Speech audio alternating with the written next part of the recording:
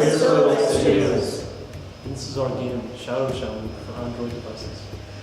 Hi, I'm Adam, team lead and designer for Shadow Shaman. I'll be responsible for creating the game's levels and features, as well as keeping the team organised during the course of the project. Shadow Shaman is a 2D gesture defense game. It's a coming-of-age story about a young boy called Keppo, who is a shaman in the making. He's a bit of a cocky character. In order to prove himself in front of his parents and mentors, he takes a journey into the depths of the Shadowlands to survive on his own. During the day, everything's going fine, and Keppo gets it into his head that this is going to be a pretty easy task. But when night begins to fall, the terrorising shadows of this mystic land begin to emerge. In order to remain safe, Keppo must keep himself in the light and defend the fire he built using his shaman summoning powers that he's been taught, in order to banish these shadows before they could consume the fire and Keppo himself. We had fun designing a prototype to demonstrate the mechanics of Shadow Shaman. This is Keppo, the confident hero of our story, standing guard over his protective fire. Keppo has the ability to summon shaman spirits, like this one, from the flames by completing gestures. The spirits attack the treacherous shadows and protect Keppo in the fire. Here you can see a wicked shadow eyeing up the blaze and moving into attack. Gesture prompts appear along with these shadows, notifying the player of what gesture to draw on the screen of their device in order to summon a spirit to ward off the shadow. Get the gesture right and your spirit will burst from the flames, attack the evil shadows and save Keppo.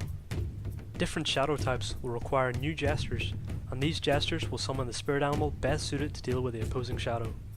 Here you can see an example of a different type of shadow coming into attack, and a new spirit being summoned from the fire. If you get a gesture wrong, or fail to draw one however, the shadows will have an opportunity to attack the fire, slowly killing the flames and darkening the screen.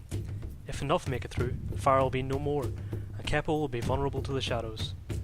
To counter this, Keppo can stoke the fire, revealing more of the screen and keeping the flames lit. In the final game, we will have weather effects such as thunder or rain, each spicing up the action in their own way. Hi, I'm Sophia. And I'm Faye. And we're the art team. The style of the game is going to be in 2D paint layout in black and white with some colour to show objects of importance such as fire, shadows and symbols. We decided to keep the game mostly black and white because it works with the theme of the game and the spooky setting. To create our assets, we will be using Adobe Photoshop, Flash and After Effects. We've chosen to use two animation programs so that we have the freedom to use techniques from both packages. This will allow us to easily show distinction between shadows and character animations. Hello, we are the programming team. I'm Duncan. And I'm Vince. For this project we will be using the Unity game engine. This is because our target platform is Android devices and Unity ports to this platform, as well as a couple other platforms giving us scope in the future. Unity is good for bringing up prototypes in a quick manner, and since both me and Duncan are proficient in C# already, this makes Unity a good engine for this project. Our target market for this game is children between the ages of 12 and 16. We think Shadow Shaman will be an enjoyable game for all ages. I think the game will be suitable for this age range due to the appealing and minimal art style, simple and easy to understand mechanics, and the relatable story. During this project, we want to work to 3 milestones. The first stage will focus on getting core mechanics and art assets created that will be used for a first up demo in order to demonstrate gameplay. During the second stage, we'll work towards adding animation or refined assets and more advanced mechanics. By the end of this stage, the game will essentially be ready, leaving us time for adding polish that will be used in the final build in the Protoplay showcase. The audio for this project will be outsourced to a fellow advertised student.